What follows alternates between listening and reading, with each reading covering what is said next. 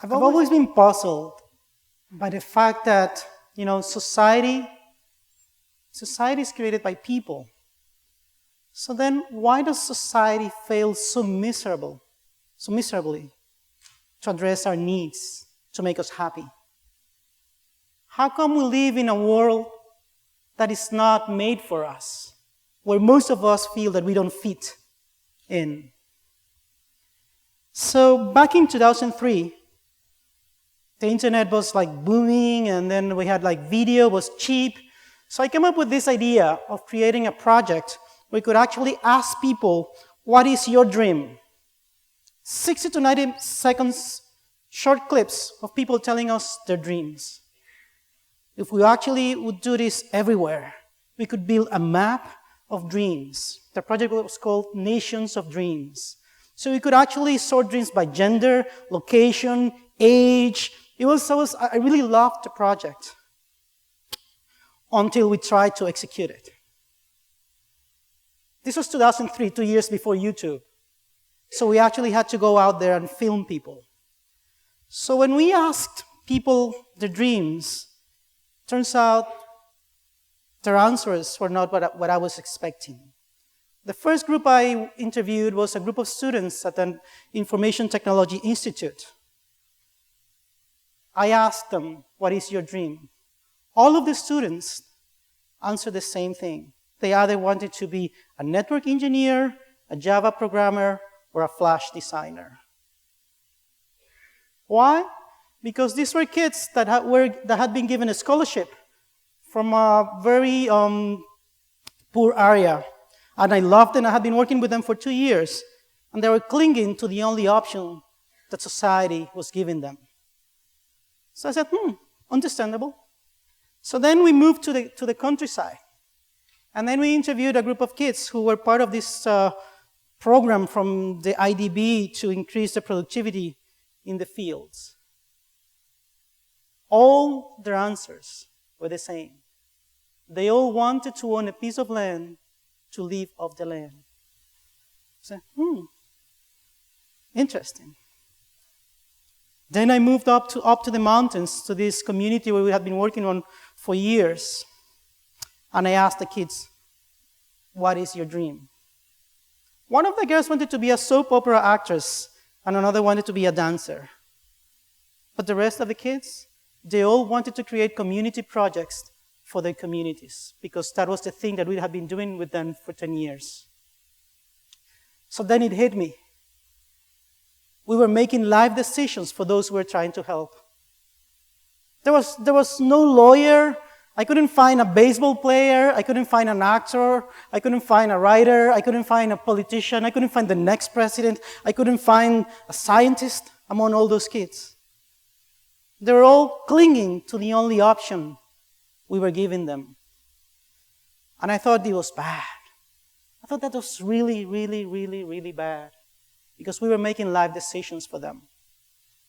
So I spent the next 7 years trying to find a solution to that problem. How can we actually make some sort of social intervention without actually making decisions for those people that we are trying to help? The answer, for me, is to never help, but to engage, enable, empower, and connect those people we're trying to help. So fast forward to 2010, January 2010, the earthquake in Haiti. When disasters strike, it's nature's fault. It's an unfortunate twist of nature. But what happens after disasters, it's our responsibility. Some people are given a burden, the burden to endure disaster. Other people, us, we are given a gift, the gift to be spared from disaster. And you cannot help but ask yourself, how can you not use your gift to lift other people's burden? So that's what we did. We headed straight into Haiti. I was in the Dominican Republic, next door. It was only an 6 hours drive from my city to Port-au-Prince. So we headed there. We're expecting chaos. We found chaos, but not among the survivors. We found chaos among the disaster relief organizations and operations. And I'm going to make the story short, so I'm going to tell you what we found. We found what we call the wall of revelations. This is the wall around the airport in Port-au-Prince. Outside that wall, there are hundreds, thousands of people without access to medical supplies, without access to tents, without access to drinking water, without access to medicine, without access to a simple painkiller. Yet, behind the wall, you have millions and millions of dollars in supplies sent by the people of the world because people are good. We are good. So the world responded for Haiti. But we failed to run 300 meters across the gate of the airport and bring those supplies to the people outside. That's what we call the wall of revelations, the airport wall. And that's how we ended up creating Relief 2.0, which is a practice of deploying small independent units in the field to efficiently run the last mile in disaster response, supported by mobile technologies and social networks. People ask me, what is it that you do in the field? I say, well, sometimes we just run errands, but these are errands that save lives. We find a need, we hear about a need, we send an SMS, someone sends an SMS, we tweet it, someone's retweeted it, the social networks amplify it until someone finds a solution, and then we make sure that need is met. That is basically what Relief 2.0 is about. It's about running the last mile in disaster response to fill the gaps left by top-down hierarchies and bureaucracy. I can give you hundreds, thousands of examples of how it works. It works like magic. Someone tweets, there's insulin needed at this orphanage. Someone says, give me the name of the orphanage. Someone else says, I will find the insulin. So they start tweeting and tweeting and retweeting until someone says, there's insulin at Promes. And then they send me an SMS, can you go get insulin at Promes? I say, yes. Or whoever is in the field says, yes, we will drive there. And then someone else finds out the actual address of the orphanage and brings it there. And this is a real story that I'm telling you, real life story. In less than an hour and a half, the kids get the insulin. From the moment that the incident or the need is reported until it is met, by the work of hundreds of volunteers who are actually doing whatever they can, doing their part. There's been a lot of criticism about this Relief 2.0 approach, and what are all these volunteers in the field doing? How can these independent units create some value if they're not coordinated, if they're not part of a larger organization? Well, our answer is very simple. We are coordinated, but we coordinate ourselves through communication, not centralization. The information is not centralized, it's available for anyone, it's available out there. Communications allow us to get a better level of efficiency and coordination. Everyone can join and add value.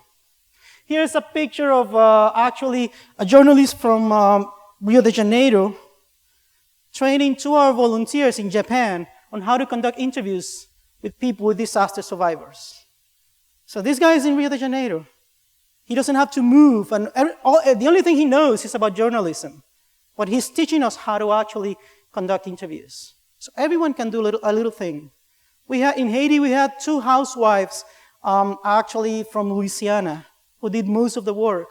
Their kids had been off to college, so they had all the time in the world. They didn't move. They were just glued to their computer. And every time a need anyone would come up with a need, they would actually find an answer for that. So everyone can help. You know, the best team is not the team that is made by the best members, but the team that turns its members into better people and allows them to do more. So if you're creating a team, just make sure that your team adds value to your members, not that you have the best members. I move around a lot, and I see amazing people, just like the kid in Sixth Sense, so that I don't see dead people. I see amazing people walking around like regular people. This is Mrs. Oikawa. She's a 70-year-old lady who has a jeans factory in Kesenuma, Japan. When the disaster happened, she actually turned her factory into a shelter and took in everyone who didn't have a house. But after a couple of weeks, they said, Mrs. Oikawa, We need to work. We need money. So in less than 6 weeks, she reopened her factory and started to produce jeans again, actually providing work and dignity and money for the people who needed it the most. This is Mr. Nobuyuki. He's a laser dentist in Shinomaki, Miyagi Prefecture in Japan. When I first approached the Japanese, the foreigners looked like, that's why I always wear my red cap, because then they recognize me. They say, oh, that's the guy from the red cap, and they know me. They are like, the foreigners, they don't understand the way we are, the way we work. And it's true. The Japanese culture is quite different from the West. So I approached some business people, and they were like not very responsive to what we were saying. And then this guy approached me. He said, come, I'll listen to what you were saying. I like it. I want to help. And then he went on to introduce me to the business association in the city, and then he went on to do a lot of things for us.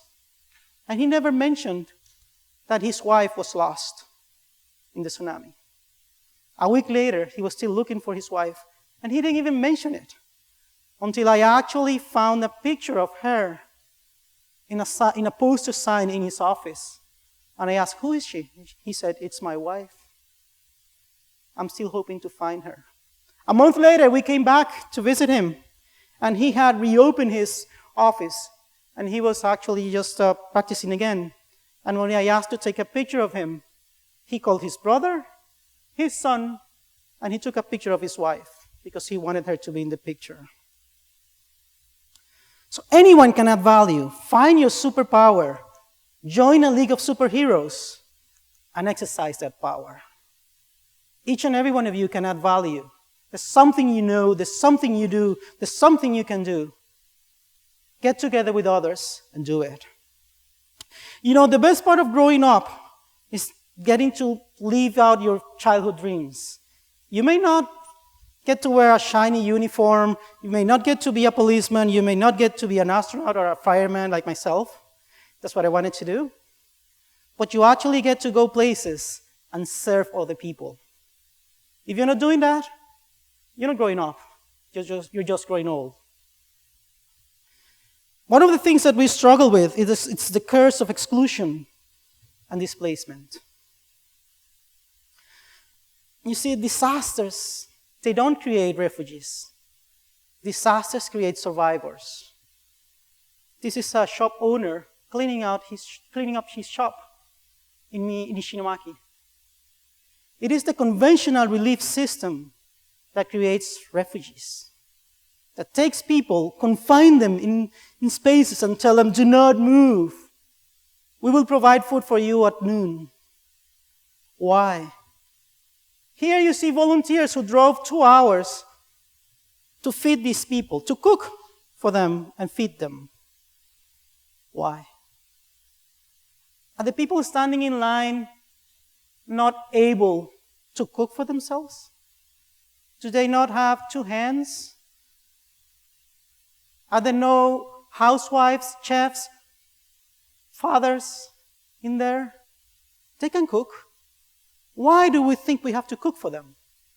Why do we insist in telling them, stay put, we will provide for you, with nothing for them to do except for reliving the disaster over and over in their head?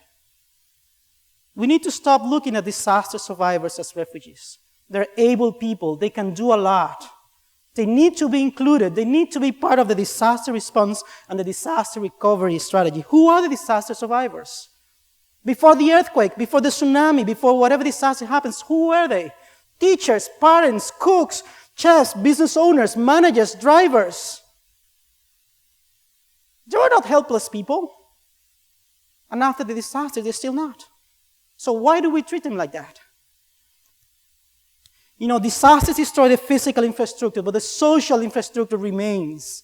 Parents and Teacher Association, Rotary Club, Lions Club, church groups, grassroots organizations, they're all there. The buildings may be gone, but the people are there. Find them, look for them, and work with them. There's a lot of displacement of local capacity in disaster response. We flood regions with volunteers, and then we get the doctors out of job, nurses out of a job. There's no money going into the disaster area. And the one thing that these areas need is money to be spent locally, jobs to be created, people to be paid for their work, not to be displaced, not to bring foreigners to do their job. Why is it that everyone complains when foreigners come into a country to do a job and say, oh, they're taking away our jobs? But then we do that when disaster strikes. And we flood a city or a region with volunteers displacing locals instead of paying them for that. So that's why we're now creating markets of hope to enable disaster survivors as entrepreneurs before they are turned into refugees by the conventional release system. Markets of Hope is a global marketplace of products and services from disaster areas and communities in disadvantage to provide dignity, opportunities, and generation of wealth. The best way to end poverty is to generate wealth. We want to move away from donations and allow people to purchase stuff. We need to turn survivors from beggars into merchants. And we want to make a one-time donation into a sustainable activity. So that's what we're looking for. Because we believe that the future and that there's opportunity in local innovation and global entrepreneurship. We live in one big market today, and what makes us different makes us better. There should be a nice picture that it's not showing. It's actually a bird made of a truck tire in Haiti. Very beautiful. Don't know why it's not showing. But what makes us different makes us better. You cannot compete against Silicon Valley if you are in Haiti. You cannot compete against Chicago if you are in Shinomaki, Rikusen, Takata. You cannot. You cannot compete on their terms. But you actually can be better than them on your own terms. So what makes us different makes us better. So I invite all of you to rethink what you're doing, to rethink the way you approach disaster response and disaster recovery, to join us or join any other team, and together we can change the world. Thank you.